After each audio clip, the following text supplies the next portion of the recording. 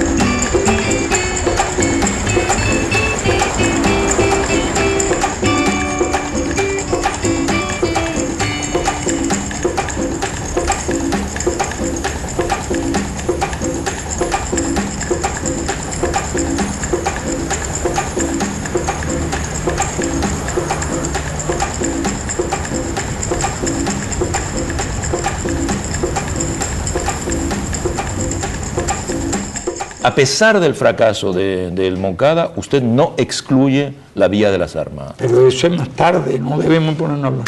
A mi juicio, no, si vamos a seguir un orden. Solo te digo que cuando llego a la universidad, llego analfabeto político a la universidad. Llego hasta ahí. No hay nada, hemos llegado hasta ahí, ya yo te llegué a la universidad donde empiezo mi aprendizaje político. Sencillamente, en condiciones muy difíciles. Y con ideas, ya con el golpe de Estado, revolucionaria. Y la idea clara de la toma del poder revolucionariamente, ya tenía una idea. Ya que me habían nombrado en los primeros tiempos presidente del Comité Pro Democracia Dominicana de la FEU. También me nombraron presidente pro Independencia de Puerto Rico, como en el primer año o en el segundo, porque ya en el primer año yo empiezo a actuar en política. Había que buscar remontarme a la cosa. No es que no me interesaba, pero cuando yo estaba estudiando el bachillerato yo era sobre todo deportista y escalador de montaña. Me encantaba. Pero yo no había subido el Turquino y me había hecho mucha falta. Porque graduado de bachiller y junto con un sacerdote llamado Llorente, que no era graduado, estaba en la etapa esa, joven, era amigo mío. Porque simpatizaba mucho con el deporte. Yo estudiaba con los libros. Yo incluso me quedaba de madrugada. Porque me hicieron no sé qué cosa, reposar, apagar las luces al final. Cuando todo el mundo se iba a dormir, yo me quedaba allí, leyendo hasta las 2, las 3 de la mañana, después me iba a dormir. Así que matemática y todo lo demás lo aprendí solo. No digo yo ser partidario, sé lo que puede hacerse con los medios actuales, claro, de educación, pero así fue en la universidad. De autoeducación, claro. Sí. Era usted más deportista que interesado por la política. Óigame, yo me encuentro con esos materiales estudiando la economía política que daban en la universidad. Y fue una de las asignaturas, era enorme, y yo que ya estaba metiéndonos en política en el primer año no la había estudiado. Ni siquiera la examiné, un profesor muy severo, eran 900 páginas. Y en segundo año, cuando yo estoy estudiando la economía política, aquí empiezo a toparme como las teorías sobre la ley del valor y todos esos elementos, distintas corrientes, pero la economía política que se le daba a los jóvenes de la burguesía que estudiaban en la universidad. Ahí es donde yo empiezo a cuestionar, me ayudó mucho la vida, cómo viví, lo que vi, pero me salió de la racionalidad. Cuando hablaba de las crisis de superproducción y del desempleo, empiezo a sacar la conclusión de que aquel sistema no servía. Todavía no me había encontrado con la literatura, Pero allí es cuando por primera vez, cuando tengo ya la posibilidad a través de esa asignatura y de una asignatura que se llama Legislación Obrera, cuyo profesor había sido un hombre de izquierda también que había estudiado marxismo. Y después también Raúl Roa, que era un profesor, yo notaba que habían sido de la izquierda y habían estudiado marxismo. Y esa era historia de las doctrinas políticas. Pero ya con los primeros, uno de los primeros que leo es el manifiesto. A mí me hace un gran impacto porque empiezo a entender algunas cosas. Y podía comprenderlo muy bien porque había nacido en un latifundio rodeado de enormes latifundios y conocía muchas cosas, estaba mentalmente. Es que me había convertido en un comunista utópico. Comunista utópico el que no parte de una base científica ni histórica, sino que algo le parece muy mal y que no sirve y que hay pobreza y hay esto y lo otro, hay un poco de ética, bueno, también ya tiene ética, yo te dije que la ética nos vino de Martí. Entonces, es cuando, sin eso tú no podías concebir el plan del Moncada. ¿A base de qué? ¿Qué ejército? ¿Va a crear un ejército de la nada? Si tú no cuentas con la clase obrera, si tú no partes del principio de un régimen de explotación terrible, y si tú no comprendes que este es un pueblo que estaba explotado, pero no tenía una conciencia de clase, sino un instinto de clase, excepto un grupo que eran miembros del Partido Socialista Popular, porque hubo un Mella joven, brillante, que junto con un luchador de la guerra de independencia fundaron el Partido Comunista de Cuba. A una edad, yo tenía 20 años, 21 años. Un hombre extraordinariamente capaz y precoz. Yo diría entre las figuras así que se descollaron después de Martí, trató de recordar como intelectual en otra época, dentro de la semicolonia. Coincide, es cierto, ya que hay una revolución bolchevique muy famosa. Y él ha fundado el Partido Comunista sin duda inspirado en aquella revolución, en el radicalismo, en las leyes de aquella revolución. Está inspirado en Martí, muy martiano. Y también muy simpatizante de la revolución. Tiene que haber influido en que él, unido a un marxista que era amigo de Martí, Baliños, fundaran el primer partido. ¿Sabe cómo se fundaban los partidos? No. A veces eran 10 o 12. Lenin, allí, en la capital de Bielorrusia, Minsk, ¿con cuánta gente fundó el partido? Habían 12 o 14. Está en la historia de los partidos que 12 o 14 fundan. Si tú vienes a ver, nosotros fuimos como 2 o 3 o 4. Lo que fundamos un embrión de lo que después sería una organización. Y del principio, bueno, curioso, tuvimos una dirección y tuvimos un pequeño ejecutivo de 3. Ya los principales dirigentes, Abel y yo, Montané. Raúl no era todavía dirigente, pero muy joven estaba. Raúl, lo habíamos reclutado ya, Raúl era bien de izquierda. Muy jovencito. Aunque realmente el que le introdujo las ideas marxistas-leninistas fui yo. ¿A su hermano Raúl? Sí. Eso tiene una historia de cuando pasaron cosas en la etapa escolar y él estaba allá en Virán, siempre la gente peleando. Yo le pedí a mis padres, digo, déjeme, que le daba como de 4 a 5 años. Él, el más chiquito, le tuvo interno con nosotros. Cuando tenía 4 o 5 años estaba Ramón, él y yo. Era un poco malcriado, a veces yo tenía que regañarlo, pero Ramón era su defensor, ¿no? Ramón era el mayor. Entonces, estaba allá. ¿Y usted lo formó? Yo cuando iba de vacaciones, peleando y criticando a los padres, le digo, denme la responsabilidad. ¿Usted quiere? Yo me ocupo. Y se me ocurrió esa idea y lo convenzo. A mi padre y él bien. Pero ya yo a esa época me dedicaba a adoctrinar a todo el mundo. Eso tiene su historia, pero es adelantado. Y yo te digo, bueno, él era ya. Él lo que se hace es que, consecuente con lo que él interpretaba de la doctrina, ingresa en la juventud del Partido Comunista. Él ingresa Sí, al él Partido tiene un Comunista. criterio muy independiente. Usted no estaba en el Partido Comunista. Yo, y tú, muy bien calculado y muy bien estudiado. Y a eso es otra cosa.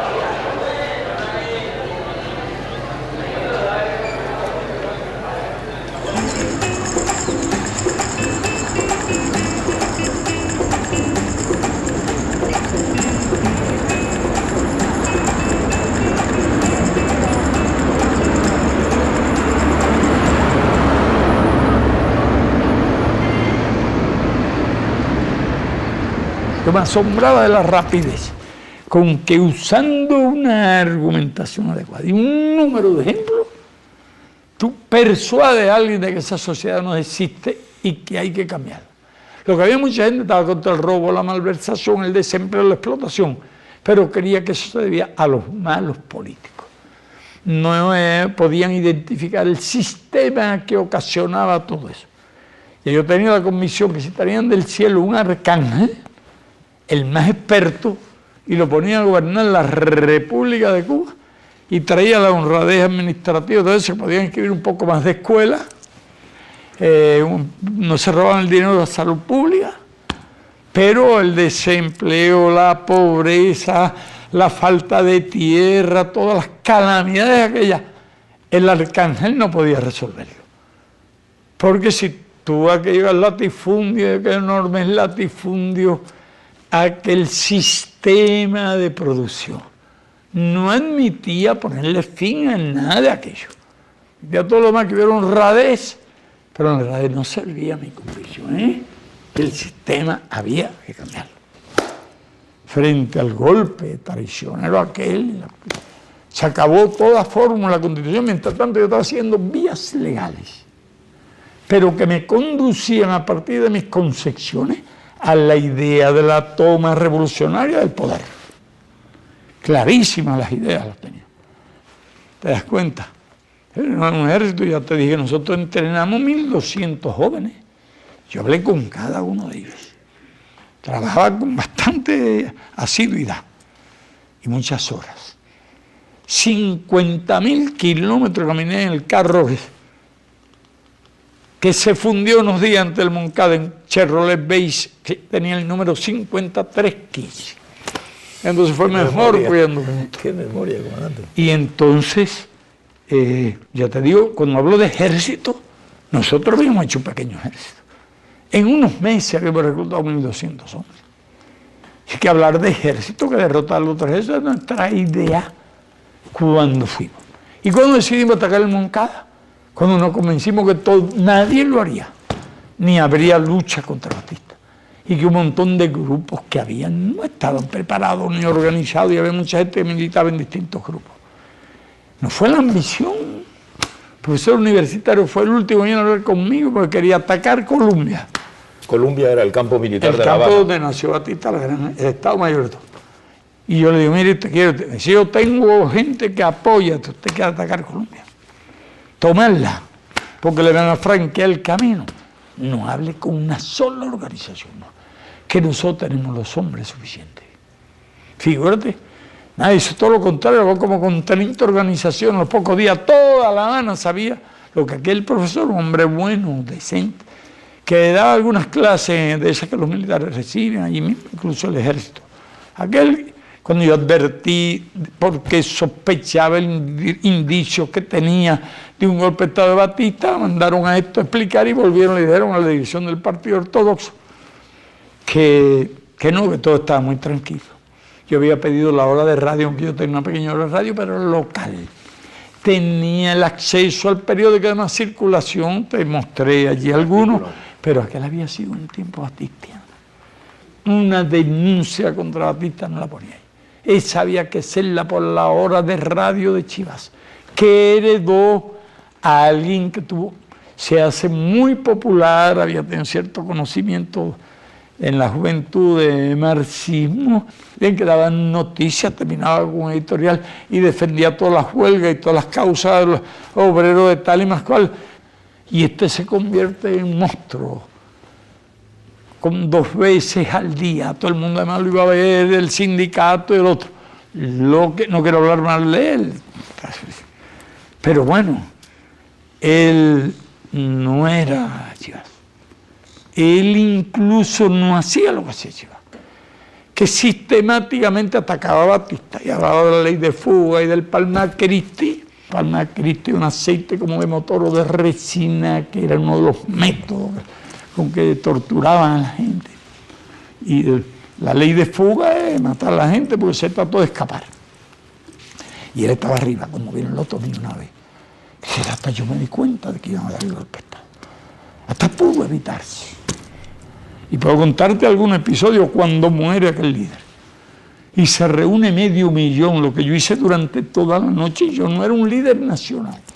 Yo me abría paso porque en la base tenía una hora de radio y todos los días denunciaba sobre todo a Batista. Chivas se suicida. Chivas se suicida, o sea, tiene otra historia. ¿Cómo se suicida Chivas? Si era un hombre... Quiero decir, ¿cómo un dirigente que quiere cambiar el destino de su país se suicida? Si no hay una contradicción. Cae en una depresión muy grande. ¿Debido a qué? Él tiene una altibaja, tenía enemigos, lo acusaron. Le imputaban, creo que sí le habían hecho algo de un atentado. Le imputaban como que había se había dado un tiro por razones políticas, lo acusaban de demagogia y todo eso. Eso fue víspera, no sé si de una constituyente en que había una elección. Porque él se destacaba en la lucha contra la mayoría de hijos de una familia rica, de la zona de Guantánamo. Fue diputado y luchó antimachadista y tenía simpatía populares, aunque no un partido, te puedo hablar de sus virtudes y sus errores. Pero después, si Chivas no hubiera muerto, no hay golpe de Estado. Ahí me dio también un factor subjetivo. Muere el líder, se suicida, ya te conté. Pero fue esos medios masivos de Trujillo empezaron a formar líderes. Bien, pero eso pertenece a otro momento. Aunque tú me estás preguntando por el Moncada y qué hicimos, yo te decía que pudo ser tomado. Si yo fuera a organizar el plan de cómo tomar el Moncada, lo habría hecho exactamente igual. No modifico nada. Ahí falló. Él no poseer suficiente experiencia. Que después fue uno aprendiendo. En esa época no me había leído sobre operaciones audaces que se hicieron en la Segunda Guerra Mundial. Sí, no había leído, por ejemplo, la historia del rescate de Mussolini por Scorsese. Pero están las leyes de qué hay que hacer cuando se producen determinadas situaciones. Con ese detallito nada más, el Moncada cae. ¿Y si cae el Moncada, usted pensaba que...? Si cae el Moncada, 3.000 armas, trasladarlas. Primero éramos sargento. Una proclama de sargento sublevado para sembrar el caos. Algunos de los que hiciéramos prisioneros, con sus nombres y sus cosas, me enviarían mensajes a los jefes de los escuadrones de toda la provincia hablando de una rebelión de los sargentos que tenía un antecedente muy nítido y único en la República de Cuba. Porque aquí hubo el antecedente del golpe de Estado de los sargentos dirigidos no por Batista en el año 33, pero como él tenía un poco más de preparación que el organizador principal y era astuto, vivo, taquígrafo del Estado Mayor, se hace sargento, se hace jefe del golpe de los sargentos. Unas cuantas semanas después, casi 2 semanas y media, 3, después de la caída de Machado, sorpresa inicial porque había astucia, engaño, claro, todos nosotros fuimos vestidos de sargento. Teníamos la idea de marcharnos hacia las montañas con todas las armas ocupadas en el cuartel, si no colapsaba el régimen. Sí, nos dijo usted. Estoy seguro que habría colapsado. Porque los factores también del azar que influyeron en que un plan que fue realmente meritorio en cuanto a concepción, organización, secreto y todo, falla prácticamente. Es por ello que si a mí me preguntaran hoy qué habría sido mejor, yo hablaría de una fórmula alternativa. Porque si triunfamos en el Moncada, debo añadir, habíamos triunfado demasiado temprano. Era la época de Stalin, y Stalin no era Khrushchev. Nosotros ni pensábamos en URSS, ni nada de eso, eso vino después. Nosotros lo que queríamos que la soberanía existía, que era un derecho real y respetado después de una guerra que costó 50 millones de muertos.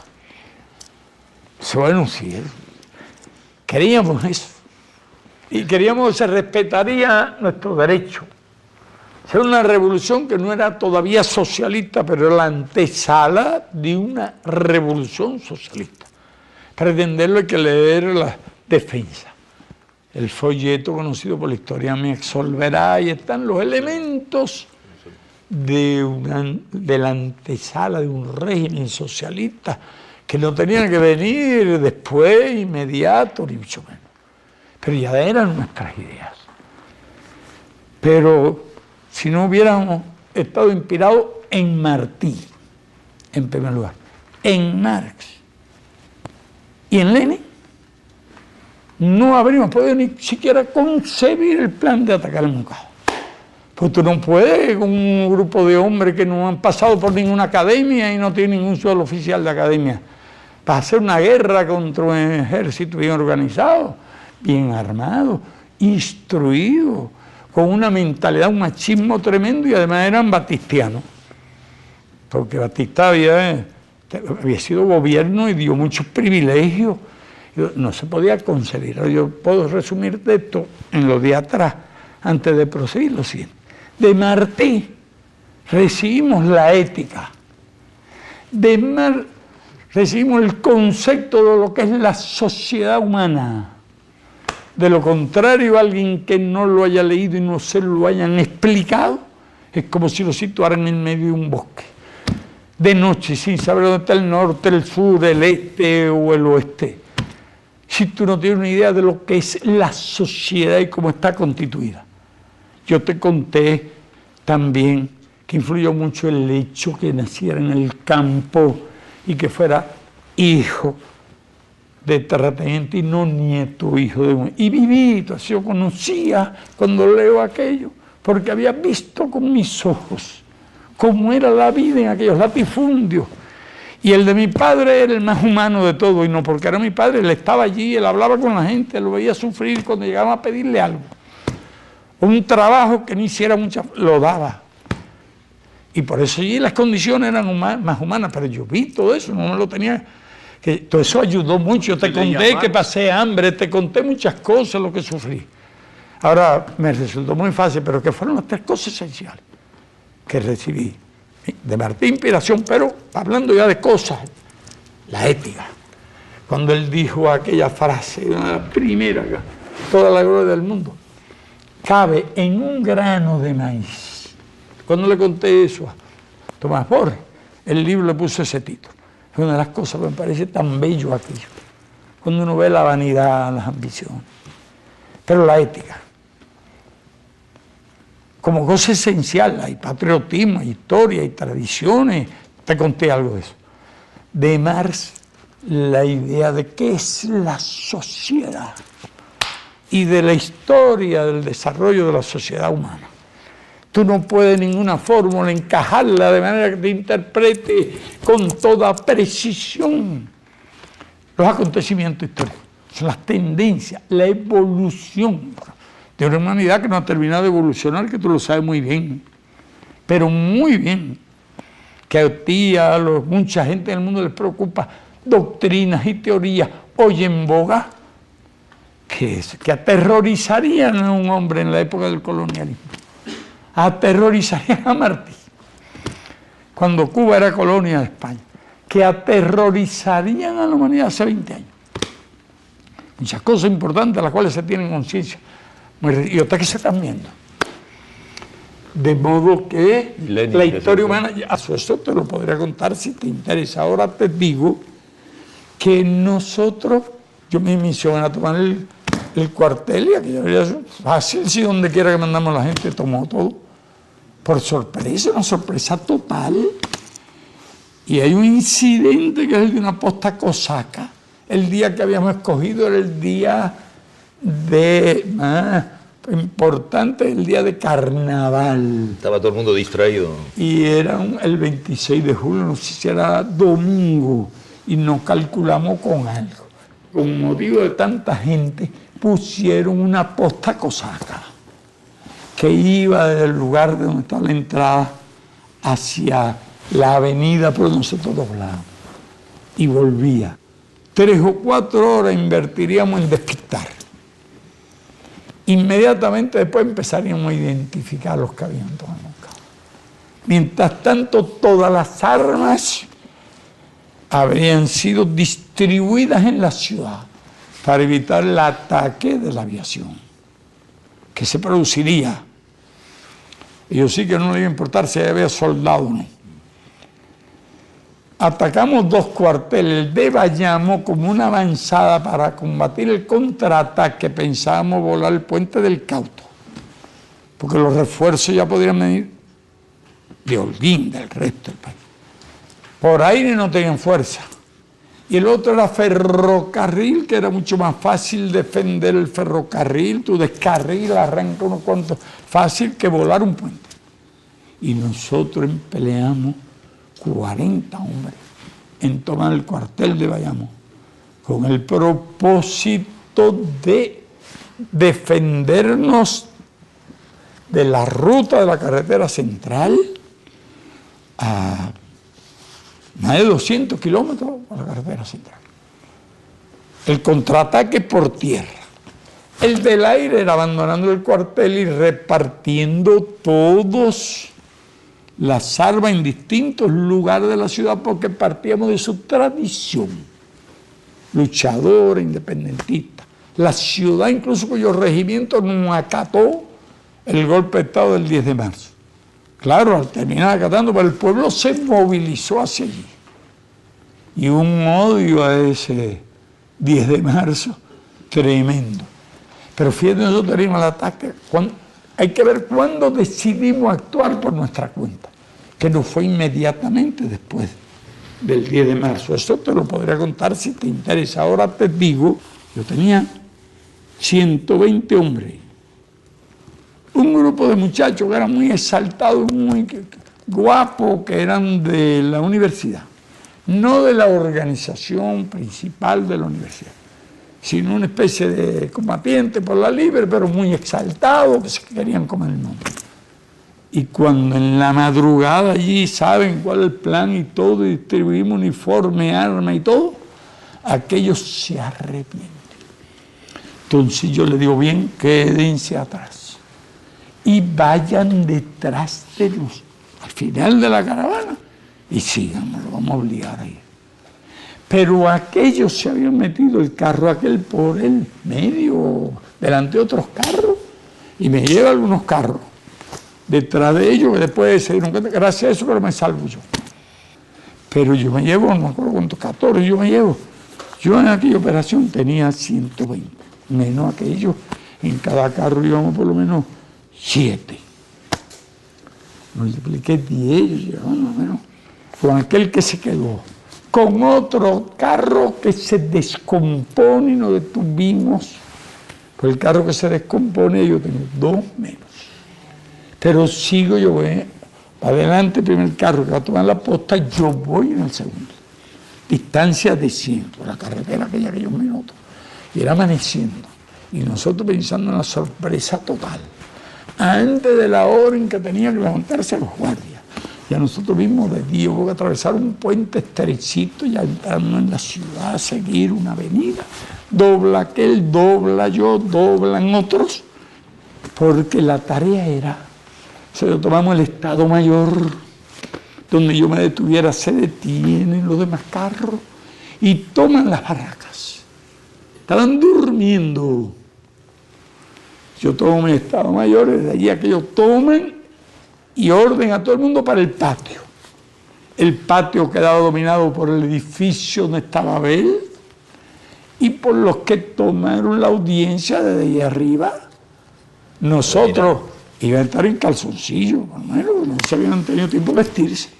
Y sin arma y sin nada. Yo no tenía solución y todo el mundo disfrazado de sargento. De sargento, que era nuestra insignia. ¿Sabes por lo que nos distinguíamos? Por los zapatos.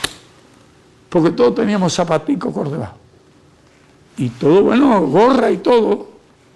Ya te imaginarás la tarea de hacer los uniformes y gorra y todo eso, que la familia de Melba nos ayudó mucho. Y Yeye, era muy jovencita. Ellas son familiares, eran amigas. Yo tenía 120 hombres. Los diferentes grupos. Uno que iba adelante a tomar una posición que está al fondo del cuartel. Era el más seguro. Es donde estaba el segundo jefe de la organización. Y un muchacho muy inteligente, muy ruso. Ahí estaban las muchachas. Ahí estaba el médico, bueno, que tenía que atender nuestros heridos. Pero al mismo tiempo al fondo tenía un muro que era excelente para dominar el patio.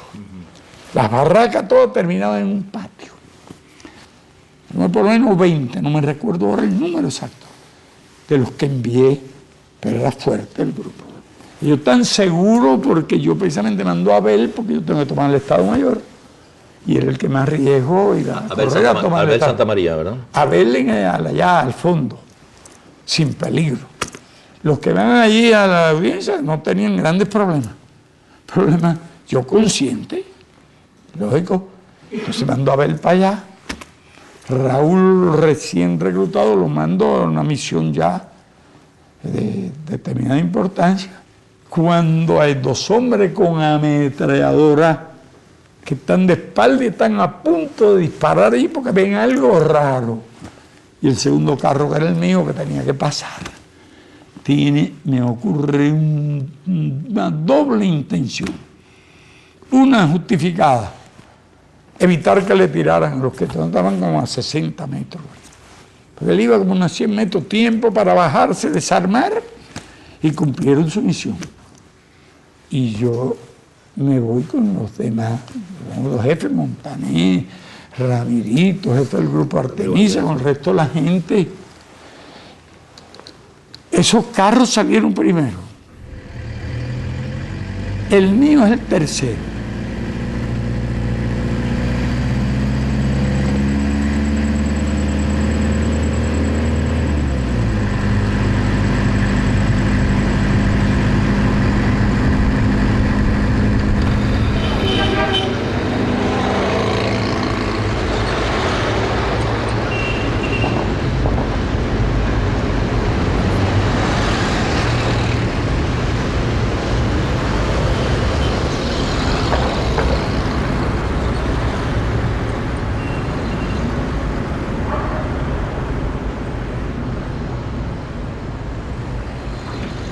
Aquí está el Hospital Civil Saturnino de la que da con el fondo.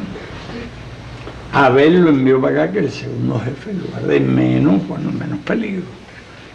Pero el sustituto correspondiente aquí se sale de la... aquí y que disparen desde aquí si no hay peligro. Nosotros lo empujamos aquí y ellos están de este lado, ¿verdad?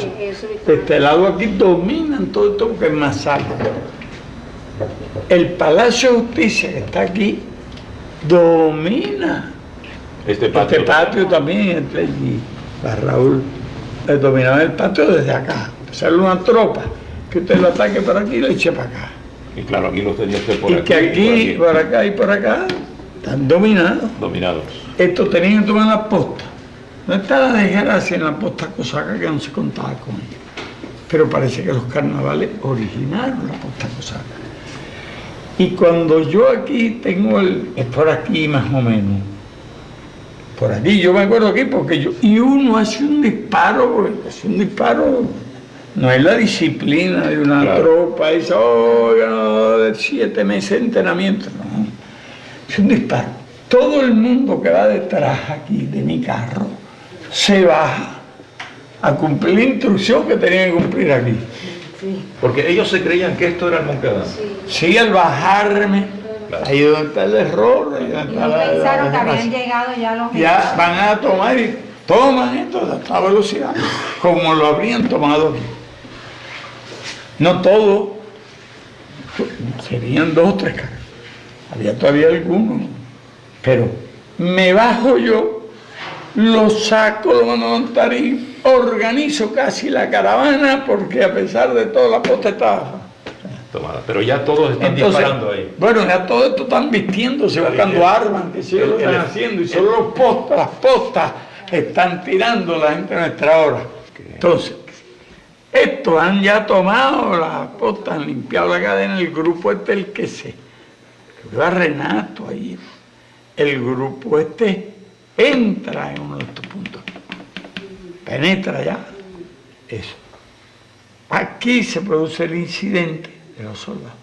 Estos toman, pero sienten el combate fuerte, no saben lo que está pasando.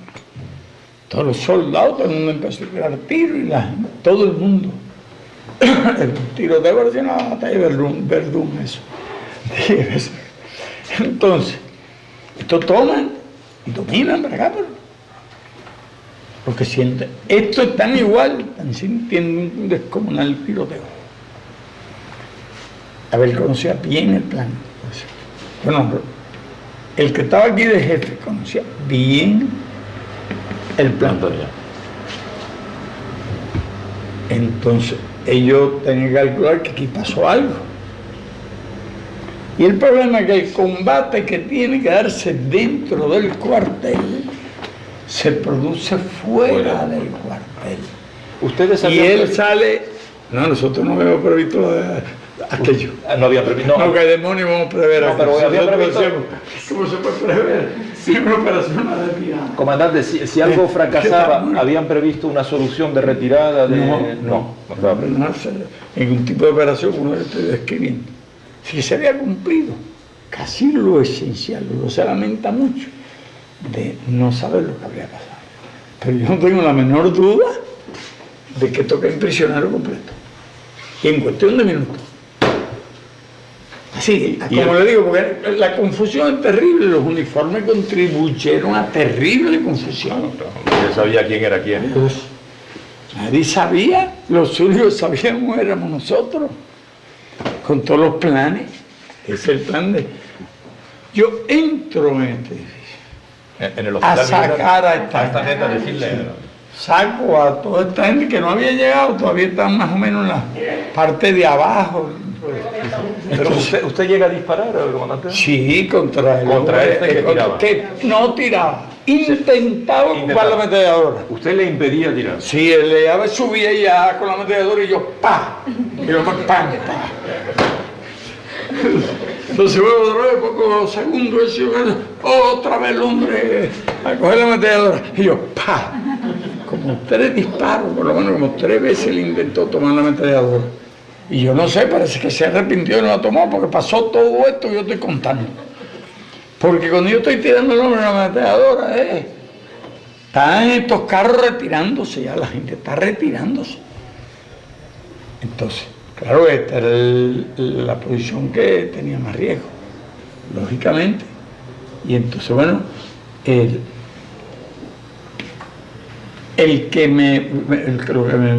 carro último en que yo me monto, Entonces le doy el puesto después de estar arrestado, me bajo y le doy el puesto a uno que ha llegado allí y se va a quedar a pie. Y en ese momento la gente actúa un poco casi por iniciativa propia. Este que me viene a buscar lo ha hecho por iniciativa propia, claro. Yo quise siempre conversar con ese hombre para saber todos esos detalles, pero con todas las leyes. Los de Abel, al ver todo esto, tratan de huir. Bueno, ¿o no, se mantienen? se quedan ahí como esperando. O trataron la gente de protegerlos. Lo que hace es que todo el hospital lo apoyan, los disfrazan y tratan de protegerlos. Cuando se hace evidente para ellos, hasta no los creen a todos muertos. Y entonces ya, bueno, con la ayuda, pero aquello no llegó a tener éxito.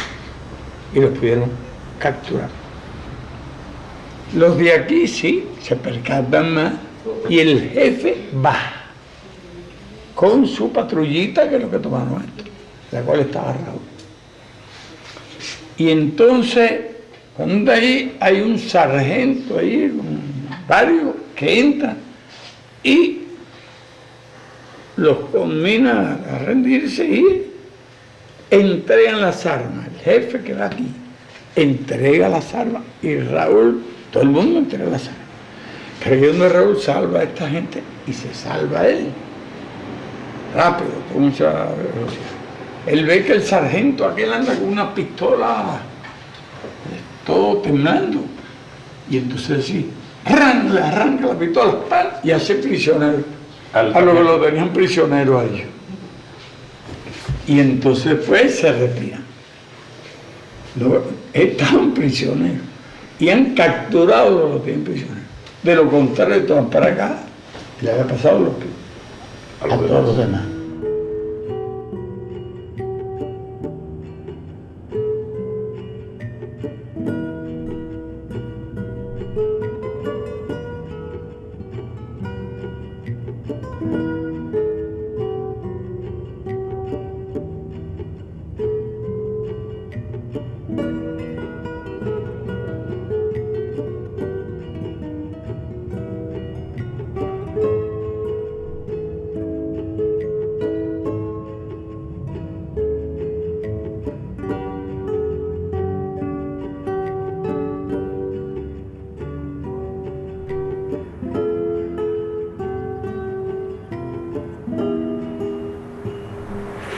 Yo me voy para las montañas estas a seguir la lucha de lo que digo, en las montañas. Y entonces con los tres alcaldes de la Suárez y yo empezamos a regresar y cometimos un error.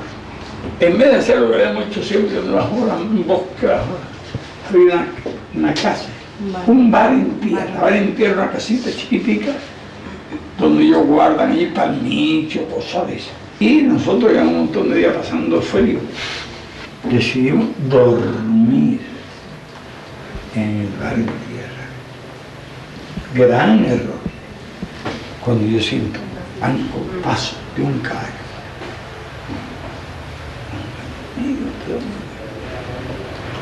Y de repente, segundo después, minuto, le dan a la puerta que hay un culatazo, ¡ra! Y nosotros durmiendo. Y actúa, aquellos soldados tan enfurecidos. La pena mía dio la corda a las arterias y querían matar. Pero empieza con una bronca.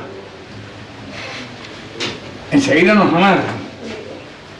¿Dónde iban ustedes? Nosotros somos los herederos del ejército libertador y qué sé yo. Eso es que querían ellos. Soldados que yo esbirro, matones. Y entonces le decimos, los continuadores del ejército libertador somos nosotros. ¿Le dijo usted? Sí, sí, sí. Continuadores somos nosotros, ustedes lo que son tiranos y unos asesinos. Pero ¿qué hacía el sargento? Como murmurando. No tiene, no tiene. La idea no se mata. La idea no se mata. Dice él, él pronuncia. Él empieza. La idea no se mata. Oiga, y entonces aquí yo empecé a buscar por alrededor.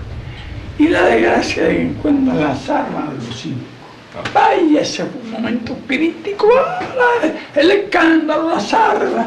Y entonces van para allá, y el sargento ya le era, estaba muy difícil. Pero siguió el sargento quieto, no gritaba mucho, porque la cosa no estaba, pero quieto, no, muchachos, quédate tranquilo, no le ordené para que no tiraran, que era lo que estaban para hacer a todos los que hacían prisioneros. Y entonces logra apaciguarlo, no sé de qué manera. Pero la cosa es que las ideas no se van. Pero yo lo que me acuerdo de las ideas no se van. Y se lo murmuraba, casi como hablando consigo mismo. Pero se oía. Más lo oía yo, creo, que los soldados. Entonces, bueno, estábamos vivos. Y ahí nos levantan ya para marchar hacia la carretera. Él sigue sin saber que usted es Fidel Castro. Él sigue sin saber. Pero de inmediato te cuento. Nos levanta, un momento muy difícil cuando ya no queda 5 años, porque volvió otra vez la adrenalina de toda aquella gente a subir. Y suenan unos disparos por allá. Yo por lo menos me pasa inmediatamente que todo aquello es un truco de unos tiros para empezar a tirar. Pero yo me recuerdo de aquellos soldados enfurecidos, se disparan, se tira un tiro por allá. Pasan por unos matorrales y para el suelo. Entonces dice, tírese al suelo, no dice. Esa gente. Y yo no me tiro. Digo, no me tiro al suelo. Si quieren matarme, matan aquí. Me tiran. Y me negué terminantemente, me quedé parado allí. Entonces el sargento se así, me dice, ustedes son muy valientes. Me dice el teniente, ustedes son muy valientes, me lo repite como ya se calma que eso. Entonces yo después de eso digo, teniente, quiero decir una cosa, yo soy fulano, no veo el comportamiento, pero vea que el hombre, y le digo, yo soy fulano, no me no lo digas. Y por allí, como siendo el carro del comandante Chaumont, que es el jefe de los que ha estado matando gente por ahí. Y entonces le exige que me entregue. Era el comandante de él. El comandante, y dice que no. Oiga, no pudo el comandante convencerlo. Y lo más así. Y me llevan al Vivar, si me llevan para el cuartel aquel no, ni picadillo, ni un pedacito. Esa es la razón por la que yo caigo preso y juicio. Pues, entonces defendió y solté todo. El texto de la historia de Soledad.